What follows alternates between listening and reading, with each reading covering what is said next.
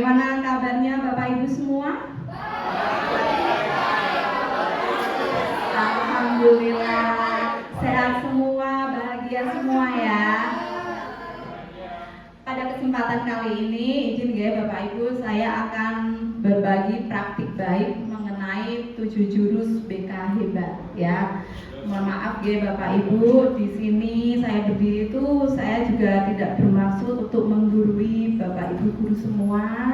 Tapi pada kesempatan kali ini kebetulan beberapa waktu kemarin saya diundang BIMTEK fasilitator daerah mengenai 7 jurus BK hebat ya. Sebelum kita mulai kegiatan pada hari ini, kita berdoa sejenak ya. Saya pimpin dulu, berdoa mulai. Berdoa selesai. Ya. Pada 7 jurus BK ini nanti tujuannya untuk meningkatkan kompetensi kita sebagai guru. Nanti kita kan sebagai guru wali kelas untuk mendidik anak-anak kita, dan kita bisa menciptakan sekolah yang aman, nyaman, dan menggembirakan. Di samping itu kita juga bisa mendidik anak-anak kita untuk menjadi pribadi yang mandiri dan berkarakter. Seperti itu Bapak Ibu. Ini saya perkenalkan dulu 7 jurus BK hebat.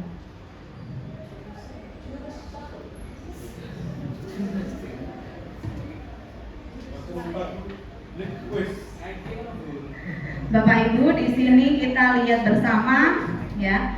Ada 7 jurus BK hebat. Yang pertama yaitu kenali potensi, yang kedua kelola emosi, yang ketiga tumbuhkan resiliensi, yang keempat jaga konsistensi, yang kelima jalin koneksi, yang keenam bangun kolaborasi, dan yang ketujuh menata situasi. Nah, dari jurus 1 sampai 5 ini dapat kita terapkan kepada anak-anak didik kita ya. Kalau untuk yang ke 6 sama 7 ini aspek sistem yang ada di sekolah kita, yang nantinya bagaimana kita dapat mewujudkan sekolah yang aman, nyaman, dan menggembirakan.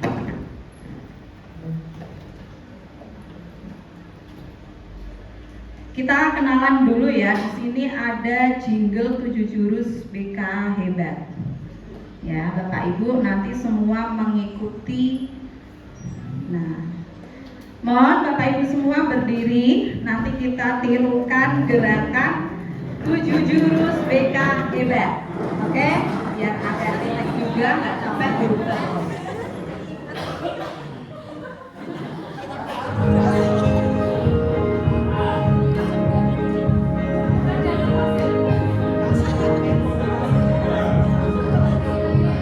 Murid mandiri dan kuat,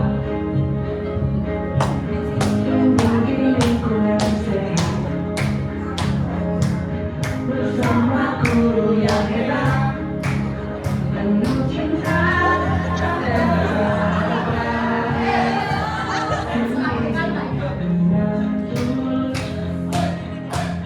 gunakan 7 jurus. Kenali potensi, kelola emosi, tumbuhkan resiliensi, jaga konsistensi, terjalin koneksi, membangun kolaborasi, dan menata situasi. Dari depan Pak Imam, video dari depan.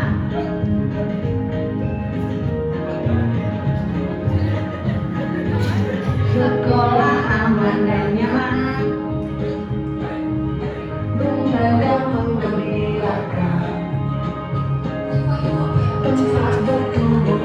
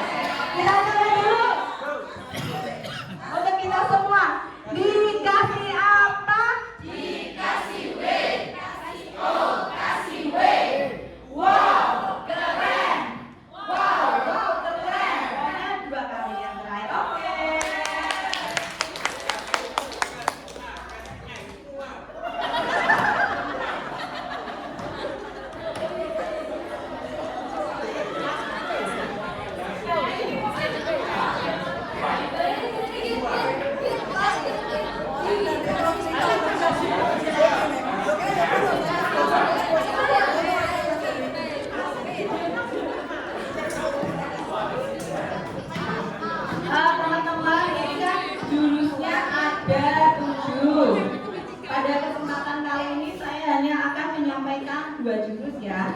Ini yang pertama, kenali potensi.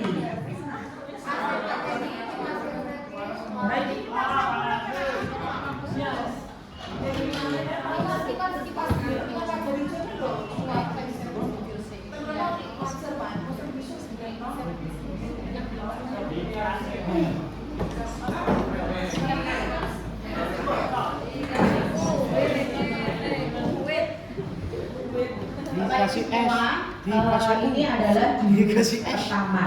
Kita anggap pada siang hari ini kita sedang apa ya namanya? Kita ini di sini anggap saja kita itu sebagai pendekar. Pendekar itu apa sih Bapak Ibu? pendek, iri dan kekar. Oh, apa adanya? Pendek dan kekar. Tapi kalau kata di sini enggak, kita di sini pendekar itu sebagai pendidik karakter. Nah, anggap saja kita di sini berada di Padepokan SMA Islam Sultan Hamidullah Karyamata. Kita sedang menimba ilmu kan mengenai jurus kenali potensi. Nah, pada nanti saya akan menyampaikan materi dengan metode AK, aktivitas, refleksi, konsep, dan juga aplikasi. Nah, ini selamat datang para pendekar. Saya minta ada yang membacakan seperti nada seorang pendekar.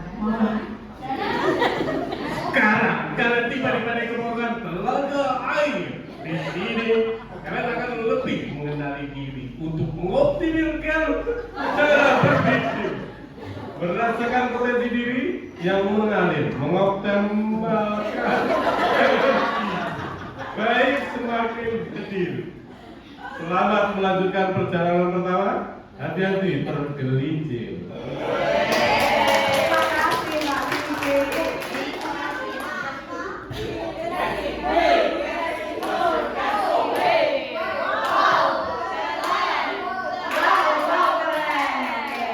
Bapak Ibu, dalam ketika saat Bapak Ibu mau mengajar di kelas itu biasanya Bapak Ibu melakukan apa?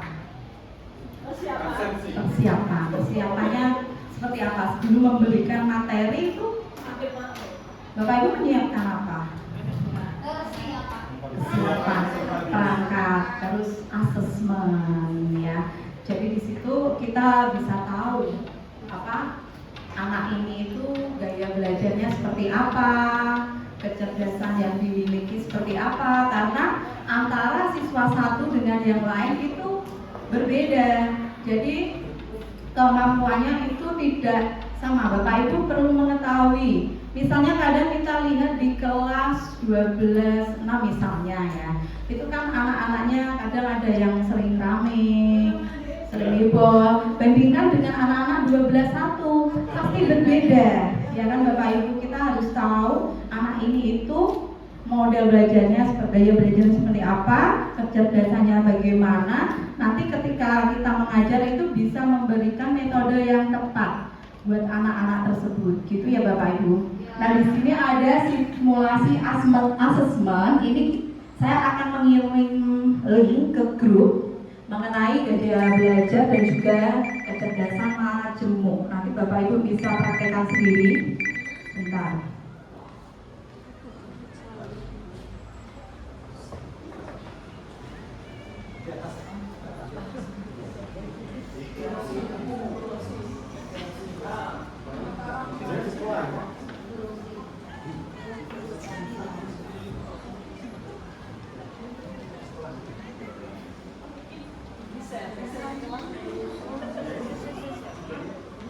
Saya sudah share 2 link. Yang pertama terkait dengan gaya belajar, ya. Yang kedua terkait kecerdasan majemuk.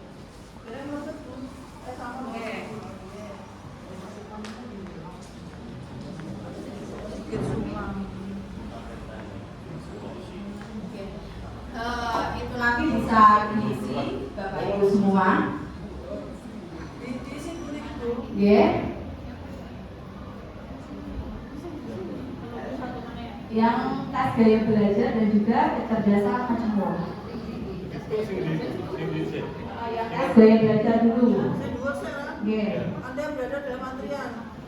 Ada berada dalam Anda sekarang berada dalam antrian. Terima kasih sudah menunggu sampai sana.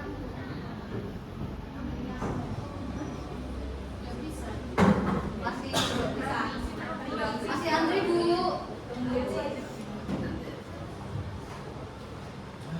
Yuk si SM si Bu ya. Banyaknya permintaan musikus kami akan menggunakan antrian virtual. masih antri ya.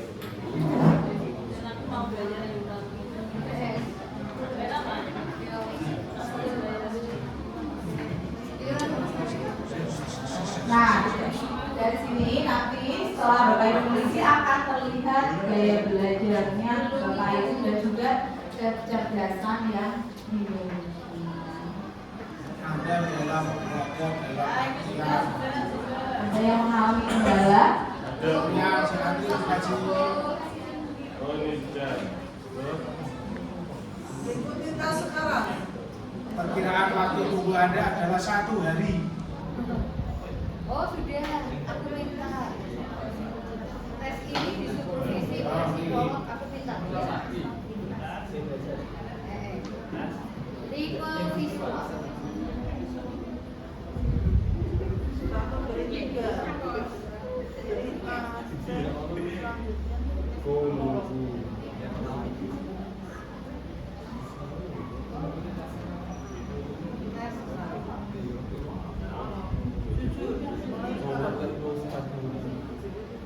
Ketika saya mengoperasikan perangkat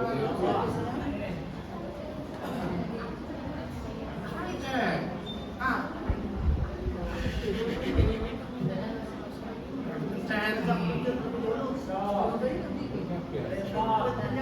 Jika saya perlu keluarga, saya biasanya Mau lo pergi? Ini tadi contoh. Oh, contoh. lihat map atau peta.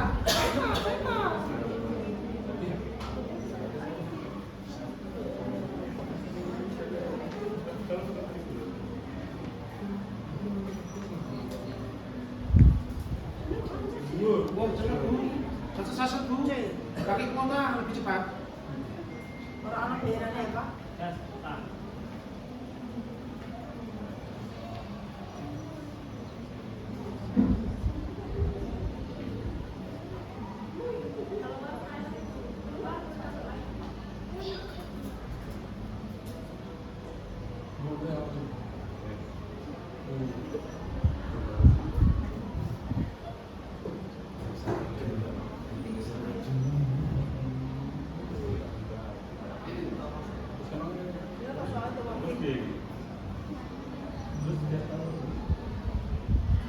Ikuti tes sekarang ini. Ya Pak, klik Pak itu Pak. Terus mulai. Ya, tutup arah mana dulu Pak? Oke, mulai sekarang. Ya lah, Oh, kau jawab nih. ya kan jawab Pak.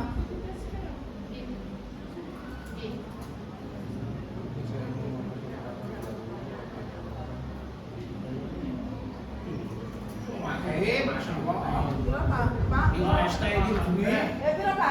Makin Bu. Alat burger kok. Ayo sekijar ya. Ini profesi jual.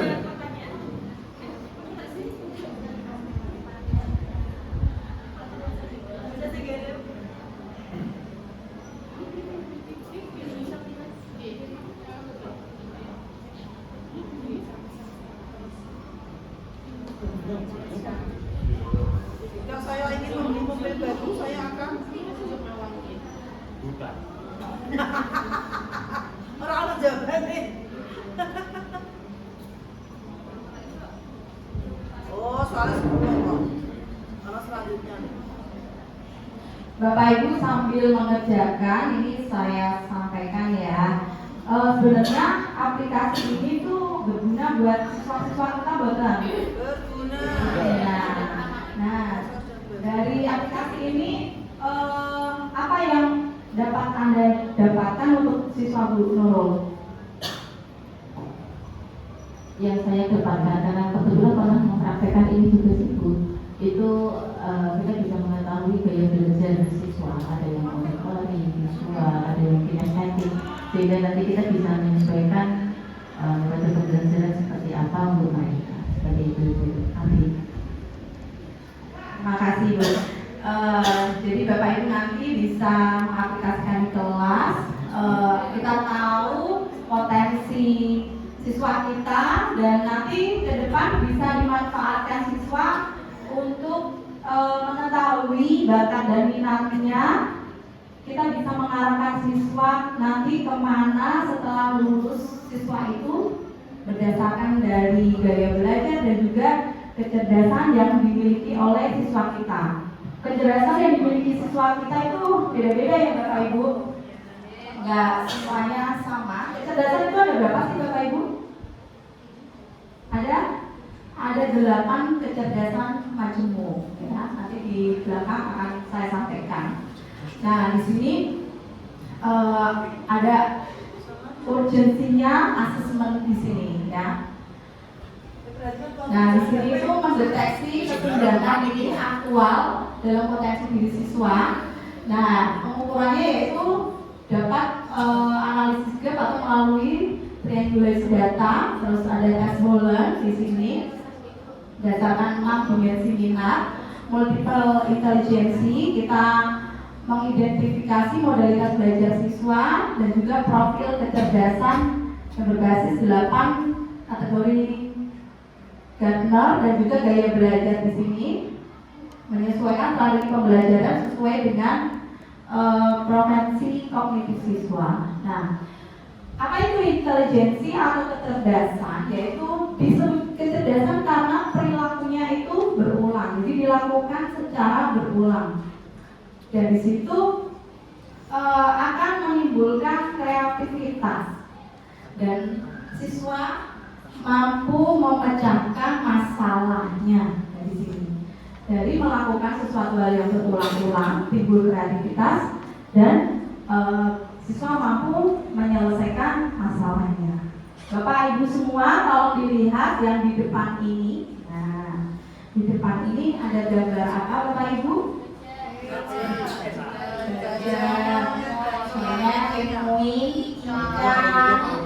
Kami ini juga ada bapak-bapak ini. Ini diibaratkan seperti sekolah. Ini misalnya kepala sekolahnya, ini beragam siswanya. Ya, kita ibaratkan saja dengan ini. Jadi gini, ini kan tiap yang baris ini kan mempunyai karakter yang beda-beda ya. Misalnya bisa manjat, pinguin, berenang, gajah, jalan, ikan berenang. Jadi dari keragaman ini tuh sama kayak kita itu kalau mengajar di kelas itu keragaman siswa itu beragam, beda-beda ya Bapak Ibu. Jadi tidak bisa antara siswa yang satu disamakan dengan yang lain. Begitu juga dalam memberikan materi. Mungkin kepada anak yang tadi gaya belajarnya linguistik diberikan materi, menyampaikan materi dengan gaya belajar auditory, pasti juga sulit untuk dipahami sama siswa tersebut, gitu ya Bapak Ibu. Nah, ini kecerdasan majemuk ini ada 8 ya. Cerdas linguistik verbal, cerdas interpersonal, cerdas naturalistik, cerdas musikal, cerdas logika matematikal, cerdas intrapersonal, dan kecerdasan body kinestetik, juga kecerdasan visual spasial. Saya sebenarnya nggak begitu apa semua ini nomornya. Bapak Ibu tahu ini? Bibi. Ya. Kalau Pak Bibi ini kecerdasannya apa Bapak Ibu? Logical mathematical. Logical matematikal, gitu. Terus kalau ini Bang Iwan Fals ini apa Bapak Ibu? Musik, berarti ya cerdas musikal. Terus yang ini siapa Bapak Ibu? Avandi. Ini kecerdasannya di mana Pak Sigit? Berarti ini ya visual, visual spasial. Kemudian ini Aku salin. ya kecerdasannya di Itu ngomong. berarti linguistik verbal ya. Terus yang bawah Khairul Anwar. Hairul Anwar penyair. Kecerdasannya di linguistik. Terus ini Imam Salim.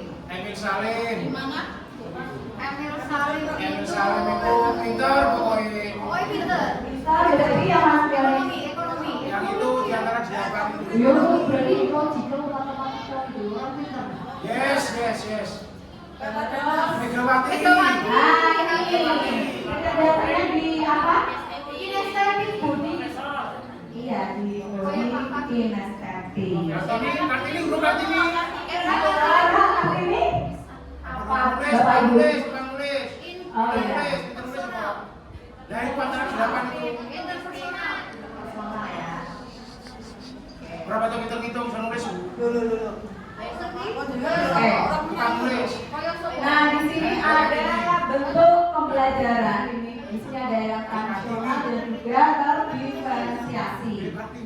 Nah, kalau pembelajaran tradisional itu satu cara untuk semua murid dalam memberikan materi. Kalau terdiferensiasi ini banyak cara sesuai minat dan bakat ya. Kemudian pembelajaran tradisional itu fokus pada kurikulum.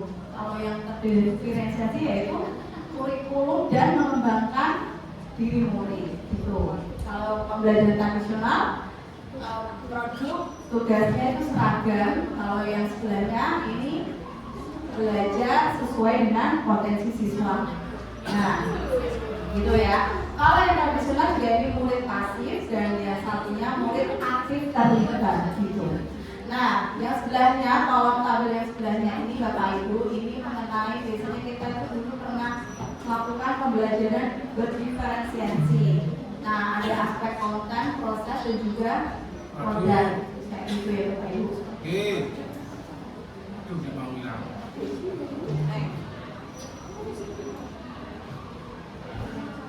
Cik, kenapa bukan cik berber? Bisa dua kita waktu SD lah. SD, ABCD, SMP. Ya, seperti tadi yang disampaikan, kita mengenal 3 gaya belajar, ya. Gaya belajar apa Pak Puan sudah selesai belum? Sudah masih proses. Ya, Bu Anis. Bu Anis di gaya belajar apa Bu? Perpaduan antara visual dengan kinestetik. 36%. Iya, yang gaya auditorinya 26%. Jadi cenderungnya separuh visual dan separuh kinestetik. Visual kinetik. Kita lihat di sini ada 3, ya. Nah, di sini dalam mengenal 3 gaya belajar. Nah, kalau anak-anak visual ini kita bisa menggunakan gambar, peta, atau infografik. Yang kedua, kita bisa membuat membuat catatan ya, jadi mind map seperti itu. Kalau gaya belajar auditori, di sini anak diberikan diskusi ya, rekaman suara dan juga diajak berdialog dengan kata-kata sendiri. Kalau yang gaya belajar kinestetik menggunakan eksperimen ya, bermain peran, gitu ya.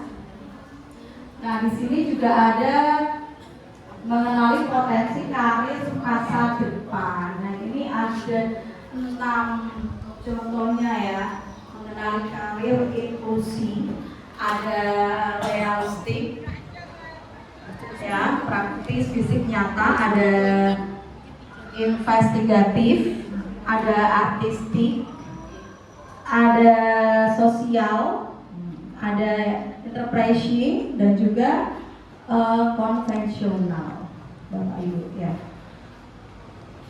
Kalau kita sebagai guru itu termasuk yang mana Bapak Ibu? Yang sosial ya, termasuk di bidang yang sosial, peduli dan juga komunikatif ya. Bagaimana Bapak Ibu, sudah selesai? Oke, yang mau menyampaikan terkait kecerdasan yang dimiliki siapa? Maju ke depan. Pak Amri.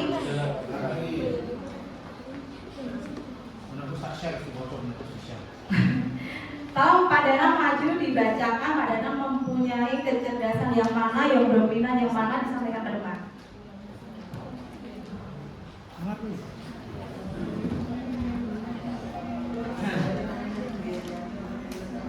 Bismillahirrahmanirrahim. Bapak Ibu, ternyata setelah saya mengerjakan, saya termasuk kinestetik auditori yang sudah saya share.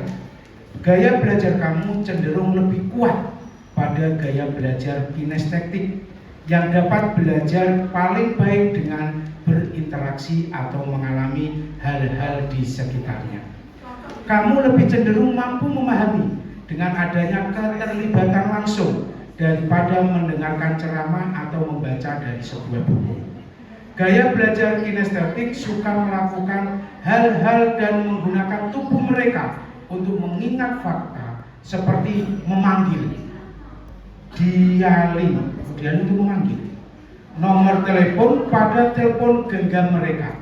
Gaya belajar kinestetik berarti belajar dengan menyentuh dan melakukan. Ini sering saya lakukan pada siswi saya ini. Namun di sisi lain, kamu juga memiliki gaya belajar auditori yang akan lebih menunjang cara belajar kamu agar lebih maksimal. Gaya belajar auditori adalah di mana seseorang lebih cepat menyerap informasi melalui apa yang ia dengarkan, yang memberikan penekanan pada segala jenis bunyi dan kata, baik yang diciptakan maupun yang diingat. Jadi memang kalau saya itu lebih banyak bercerita, sehingga ya apa yang lebih banyak saya dengar itu yang lebih mudah saya tangkap. Jadi seperti itu. Ini kurang lebihnya cocok dengan karakter saya. Itu aja. Terima kasih Bu. Dikasih apa? Kasih B, kasih O, kasih B, Kasih. Oke, terima kasih. Ini untuk yang kecerdasan, siapa yang sudah selesai? Bapak Ibu mohon disampaikan terkait yang kedua yang kecerdasan. Oke, silakan.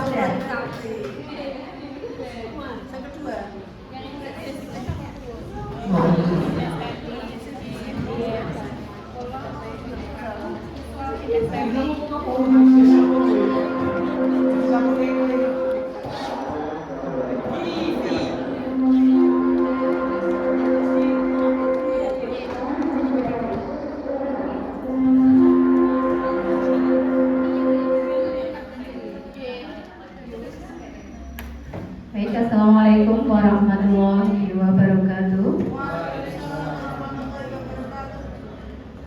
Gaya belajar yang tadi sudah saya kerjakan yaitu hasilnya saya adalah kinestetik visual, 53% kinestetik dan 30% visual. Harus dibacakan.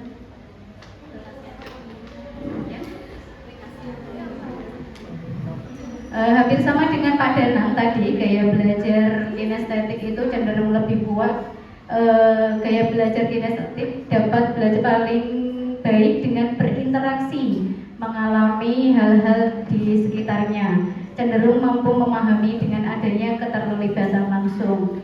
Kemudian untuk yang visualnya, saya lebih ke akan menunjang cara belajar saya, gaya belajar menyerap, jadi dengan cara mengamati begitu, Bapak Ibu. Terima kasih. Dikasih apa? kasih B, kasih O, kasih B. Wow, keren. Wow, keren. Oke, di sini siapa yang tahu yang kecerdasannya auditori siapa? 7 jari. Yang kinestetik? Kebanyakan ya kinestetik. Yang visual? Nah, dunia juga. Oke.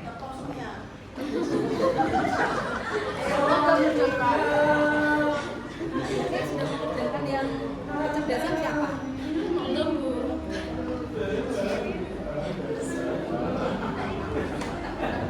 Oke, nanti bisa dilanjutkan dari yang belum selesai mengenai ini ya, yang kedua, biar tahu kecerdasan apa yang sudah Bapak Ibu miliki dari link tadi. Itu ya Bapak Ibu.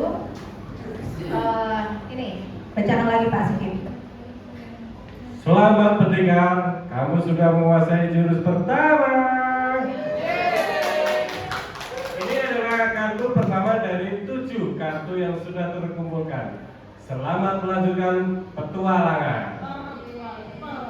Oke, untuk teman-teman semua aplaus.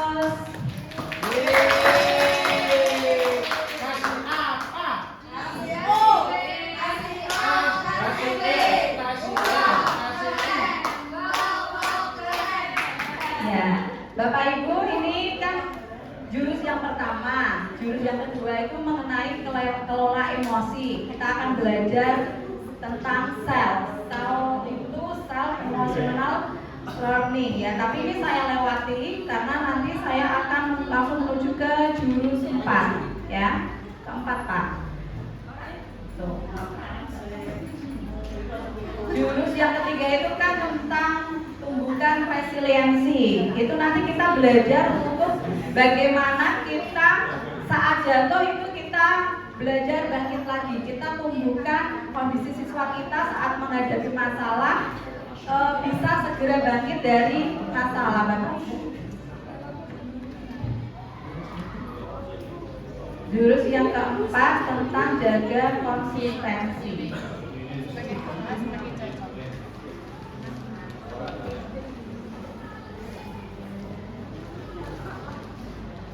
Nah, di bagian jurus jaga konsistensi ini juga saya akan menyampaikan materi sesuai dengan alur angka, aktivitas, refleksi, konsep dan juga aplikasi ya. Tapi di sini ada kesadaran versus paksaan, disiplin positif. Nah, seperti itu.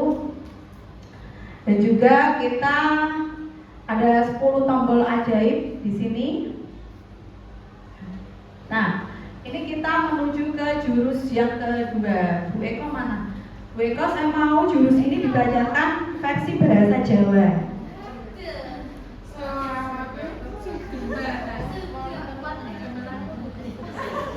Sugeng rawuh wonten ing lembah bambu.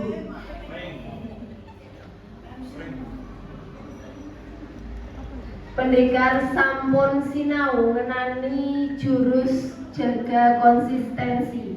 Sampun siaga lan samapta siluman Habib Lob rawuh mandhegani.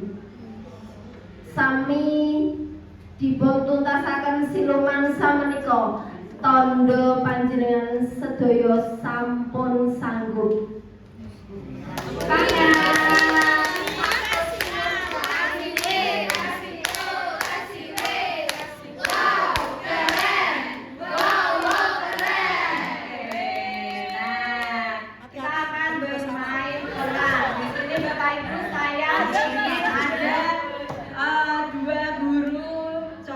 Dan juga 2 guru cewek untuk maju ke depan.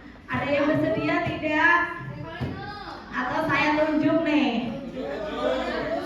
Tunjuk. Saya mau Pak Fahmi. Pak Fahmi maju ke depan. Pak Fahmi bisa tunjuk temennya. Boleh.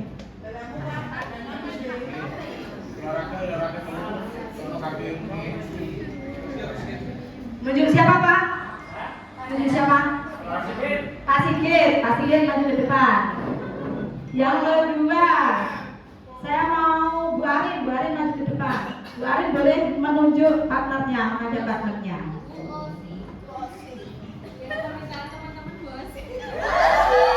Oke, Bu Osi, maju ke depan. Kita akan bermain buka kepalan tangan, ya.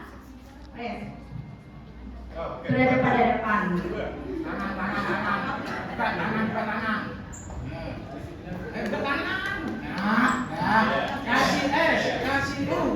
Nah, di sini sweet dulu, sweet. Yang menang jadi A, yang kalah kamu sweetnya sama ini.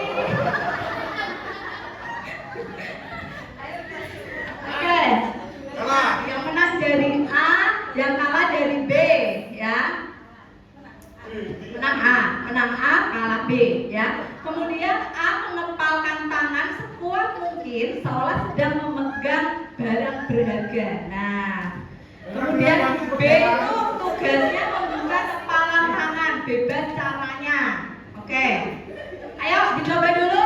Barang berhargamu dipegang. Masih kan mencoba membuka. Ayo Pak Fahmi. Oke. Bu Arin sama Bu Osi.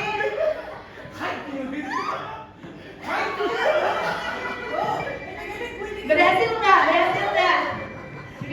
Berhasil tidak? Kenapa kamu mau membuka tangan Bu Arin? Karena aku dipaksa titik-titik. Nah, yang ini berhasil apa tidak Pak? Sebenarnya berhasil tapi dia Dia tidak. Sebenarnya berarti laki tidak bagaimana ini? Kalau Pak Fahmi, kenapa Pak Fahmi masih mengepalkan tangan? Ya perintahnya. Karena ingin memegang kendali ya tadi ya, barang berharga tadi itu loh. Tidak bisa semudah itu membuka itu. Nah sekarang gantian ya. Kemudian yang satunya itu mengepalkan tangan si B, ya. Di tangannya itu ada barang yang sangat berharga.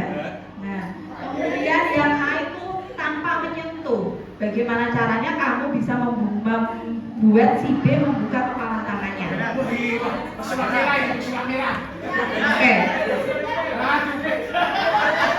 Tanpa menyentuh, tidak boleh. Tidak boleh menyentuh. Bisa dengan rayuan atau apa? Boleh. Tanpa menyentuh.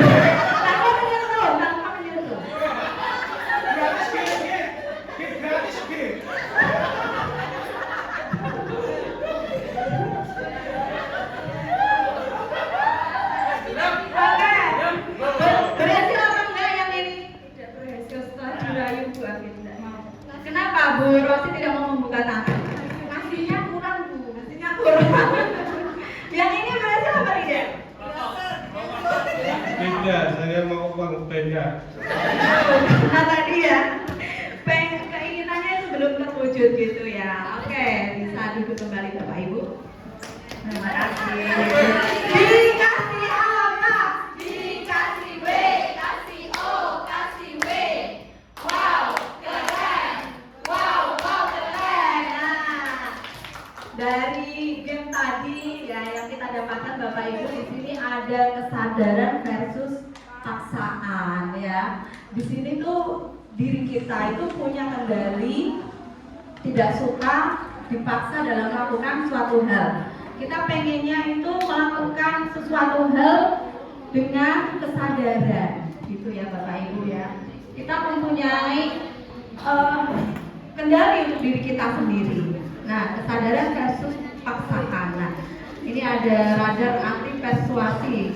Jadi otak kita itu kalau kita mau melakukan suatu hal dengan kesadaran, tapi kemudian kita diperintah, dipaksa, akhirnya perintah tadi itu kita nggak jadi melakukan seperti itu. Nah, seperti tulisan ini, hati-hati jangan lihat kiri. Nah, pasti kalau kita pas lewat itu kita lihat nggak? Malah tidak, ya kan? Karena apa? Karena penasaran. Ada tulisan ini kita penasaran, terus kita melihat gitu Bapak Ibu. Nah, ini ada video tentang bintang Emon ya. Kesadaran versus paksaan.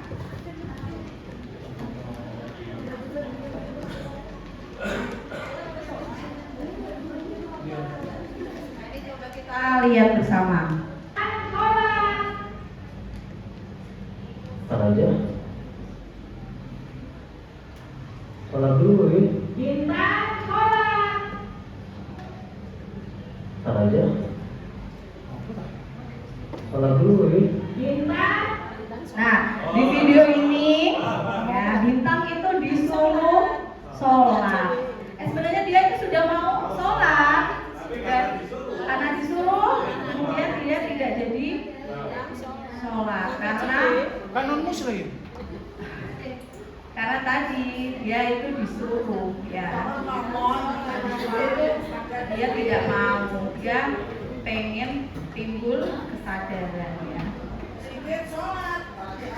Ada nggak yang punya pengalaman serupa seperti Bintang Emon ini Bapak Ibu? Ketika mau melakukan apa tapi nggak jadi. Siapa yang mempunyai pengalaman seperti ini? Dubai. Karena itu tadi disuruh.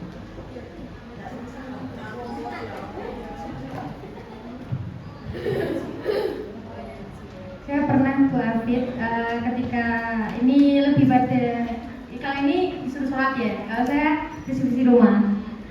Sebenarnya udah ada niat untuk bersih-bersih, tapi karena ada disuruh, malah justru niatnya jadi males gitu jadinya. Jadi ada niat, udah ada kesadaran untuk bersih-bersih, tapi karena ada dorongan tadi sebuah paksaan, ya mungkin mengingatkan ya, tapi malah justru mengurangi tadi keinginan. Jadi itu kalau berdasarkan kesadaran itu lebih enak melakukan suatu hal. Nggak jadi karena diperintah itu tadi Bapak Ibu. Nah, di sini ada 10 tombol ajaib daya perintah dalam diri Bapak Ibu. Bisa dibacakan Pak Sarif? Oke, yang pertama kesenangan. Tombol kesenangan. Yang kedua tombol kebanggaan. Pride. Terus yang ketiga tombol keingintahuan. Dan yang keempat tombol minat. Passion. Yang kelima tombol tujuan. Yang keenam tombol kebutuhan. Ini. Yang ketujuh tombol manfaat, benefit. Yang kedelapan tombol tantangan. Yang ke-9 tombol keyakinan. Yang terakhir yang ke-10 tombol makna. Terima kasih Bu Afif. Terima kasih Pak Sarif. Nah, 10 tombol ini ada dalam diri kita semua Bapak Ibu. Jadi kalau kita itu dalam istilahnya menyuruh anak melakukan suatu hal, kalau tombolnya pas, itu pasti anak akan melakukan. Nah, kalau Bapak Ibu guru misalnya, kenapa Bapak Ibu guru mau jadi guru? Kenapa? Ini berdasarkan tombol ini apa Pak Fuad? Kenapa Pak Fuad pengen jadi guru sampai sekarang?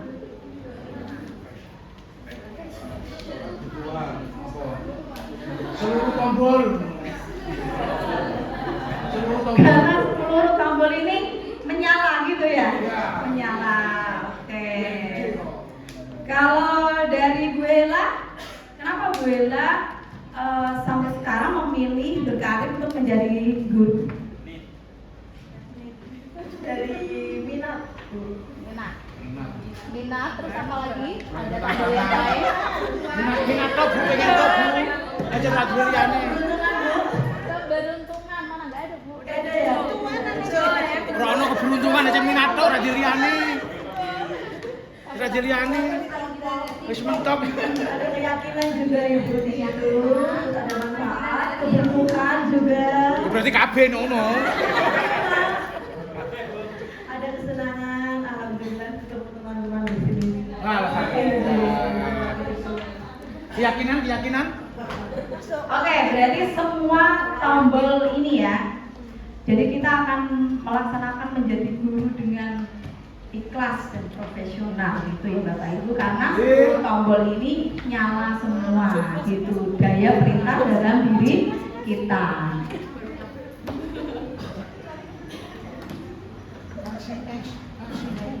Nah, dari sini kita akan membiasakan disiplin berbasis kesadaran. Tolong dibacakan Kak Amri. Nih, tabel ini disiplin biasa dan juga disiplin positif. Kebiasaan berbasis kesadaran. Yang pertama disiplin biasa. Terdiri dari apa itu? Karena faktor eksternal seperti paksaan, membentuk kepatuhan, terus jangka pendek. Kemudian yang kedua adalah disiplin positif karena kesadaran internal, menumbuhkan tanggung jawab dan dia lebih jangka panjang. Terima kasih. Ya, seperti ketika kita mendidik anak kita, siswa kita, kalau anak-anak itu memakai yang dia itu disiplin biasa karena faktor eksternal, ini hanya sifatnya sementara. Anak takut sama kita. Setelah itu dia akan mengulangi hal yang sama. Beda lagi dengan anak yang sudah menerapkan disiplin positif yang timbul dari dalam dirinya, akan tumbuh tanggung jawab dan nanti akan berlangsung lama ya. Nah, pada tulisan ini Bisa dibacakan Pak Salif? Zaman now, jangan mimpi punya anak yang penurut. Kita justru akan frustasi. Mimpilah punya anak yang mandiri dan bisa kerjasama. Kak Seto. Oke, ya. Kita itu seperti itu kan kendali sebenarnya itu ada di siswa. Kita bagaimana bisa menimbulkan kesadaran yang timbul dari diri siswa. Kalau kesadarannya sudah timbul tadi, nanti ke depan anak akan bisa mandiri, gitu ya. Bagaimana kebiasaan itu terbentuk? Di sini juga ada tabel.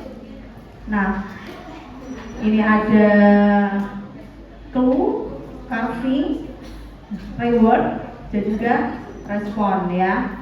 Ada isyarat biar kebiasaan itu jelas, terus kebiasaan itu menarik, keinginan, dan juga ini reward itu tadi memberikan sesuatu buat dirinya, dan juga kebiasaan itu mudah dilakukan.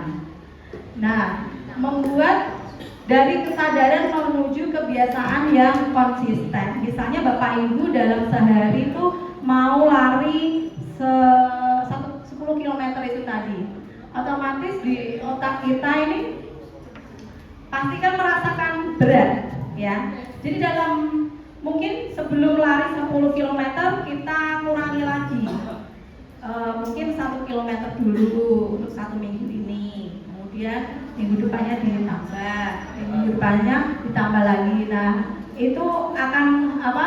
Kalau secara bertahap itu kan semangatnya akan terus timbul, okay? Kalau langsung banyak otomatis sudah aduh kok berat seperti itu. Nah kita membentuk kebiasaan itu dari hal-hal yang kecil dulu ya. Setelah itu akan konsisten melakukannya. Nah awal-awal lari pasti semangat. Nah biar semangatnya menyala terus kan kita melakukan hal juga dengan diberi kita nanti setelah lari seperti ini kita mau memberikan reward apa buat diri kita, besoknya lagi mau makan apa, misalnya seperti itu, biar timbul yang namanya kesadaran menuju kebiasaan yang konsisten seperti ini. Ini ada gambar dinosaurus ini Bapak Ibu, ini anak ini kan mau lari 10 km. Kalau 10 km dinosaurusnya ini langsung teriak berat. Tapi kalau anak itu memulai dari 1 km itu tadi, itu kan kita melihatnya nggak terlalu berat. Jadi dinosaurusnya itu masih tetap tidur, tidak mengira kalau itu hal itu langsung berat seperti itu Bapak Ibu. Nah di sini orang tidak menentukan masa depan mereka, merekalah yang menentukan kebiasaan mereka, dan kebiasaan merekalah yang menentukan masa depan mereka sendiri. Itu ya. Nah, ini juga adalah melakukan sesuatu hal. Misalnya kita itu punya target membaca Al-Quran 1 hari langsung berapa juz, itu kan berat Bapak Ibu ya. Kalau kita membaca 1 hari 1 lembar, besoknya 2 lembar. Nah dari sehari ini, sehari selembar yang kita baca, setahun akan menjadi banyak Bapak Ibu. Sedikit-sedikit akan menjadi bukit gitu. Oke Bapak Ibu semua, di sini pada bagian aplikasi saya meminta Bapak Ibu menyampaikan jadwalnya berangkat sekolah sampai ke sekolah jam berapa, rencana hadir di sekolah untuk 3 hari ke depan. Untuk 3 hari ke depan saja Bapak Ibu. Siapa yang mau menyampaikan? Membuat rencana hadir di sekolah untuk 3 hari ke depan. Jadi dari kebiasaan itu tadi.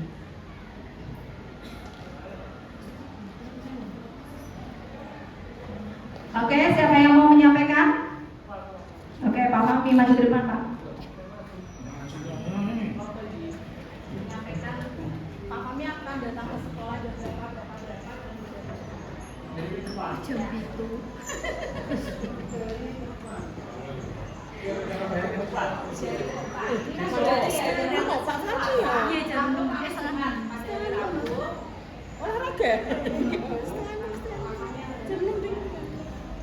hari Rabu besok saya akan hadir di sekolah jam 6. Mulai kita maju lah.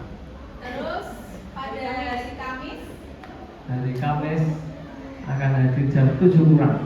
kurang berapa Pak? 7 kurang 5.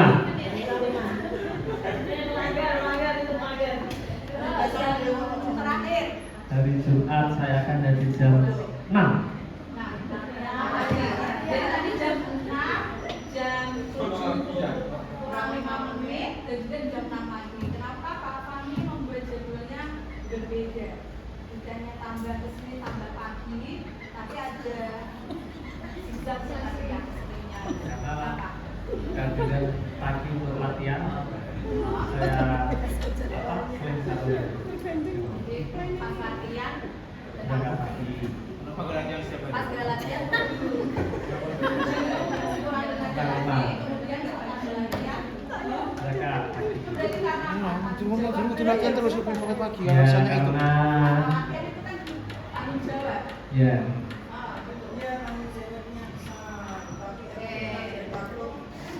suruh si Pak dulu push up. Terima kasih Pak Fahmi. Dikasih apa? Dikasih W, kasih O, kasih W. Wow, keren. Wow, keren. Oke, terima kasih. Satu lagi dari dulu Putri yang mau menyampaikan jadwalnya. Tugas Oke.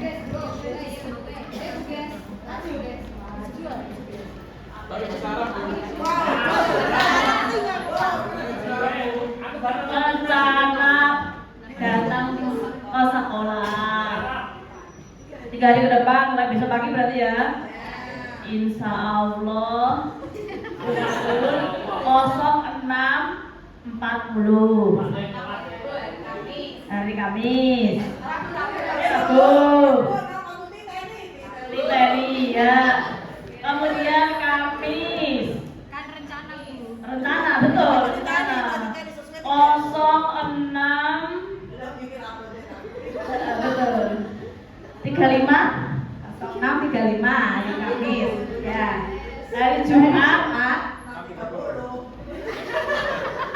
06.50 siang. Sampai siang berarti Kamis kan berarti yo. Harusnya dari pagi terus lebih pagi lagi. Nah, kalau boleh diralat ya boleh. Saya ulangi. Normal ini kan orang itu. Normal. Ya, enggak apa-apa toh. 06.50 besok pagi. Terus hari Kamis 06.45. Betul. Terus hari Jumat 06.40. Pasti ya Pak berlaku dari pemula tuh lebih dulu saya. Alhamdulillah. Alhamdulillah. Terus manfaatnya datang pagi apa? Manfaatnya tidak tergesa-gesa di jalan. Betul. Bisa sarapan di sekolah, bisa make up dulu di sekolah, dan bisa mempersiapkan diri mengajar lebih pagi. Oke, terima kasih. Dikasih apa teman-teman? Dikasih W, kasih O, kasih W. Wow, keren. Wow, keren. Oke, terima kasih.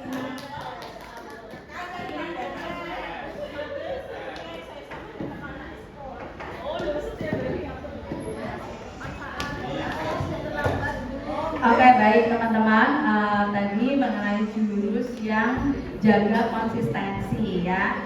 Jadi nanti kita dalam menerapkan juga konsistensi ini kita mulai dari hal-hal yang kecil dulu, kemudian kita tambah, dan lama-lama kita akan konsisten dalam melakukan hal tersebut gitu ya teman-teman. Nah, ini kita sudah sampai di penghujung jurus kedua. Sudah selesai. Bisa dibacakan Pak Danang?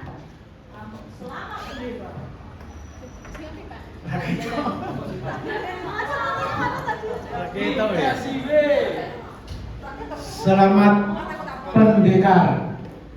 Kamu sudah berhasil menguasai jurus jaga konsistensi. Oleh karena itu, kamu pantas untuk mendapatkan pusaka keempat ini. Sampai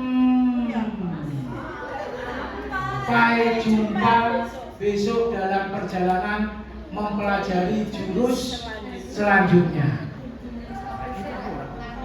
Oke, sudah kita lalui jurus 4 ini ya, Bapak Ibu semua.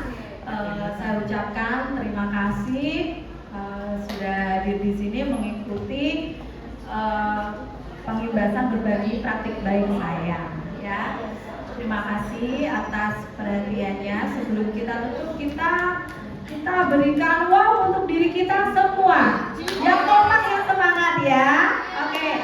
Dikasih apa? Dikasih W, kasih O, kasih W. Wow, keren.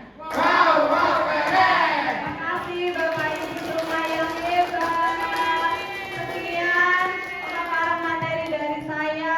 Mohon maaf jika ada kekurangan atau kesalahan. Terima kasih atas perhatiannya. Wassalamualaikum warahmatullahi wabarakatuh.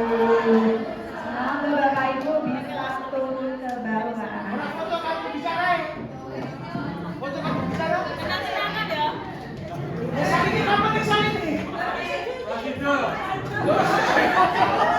Ya, bang sih belum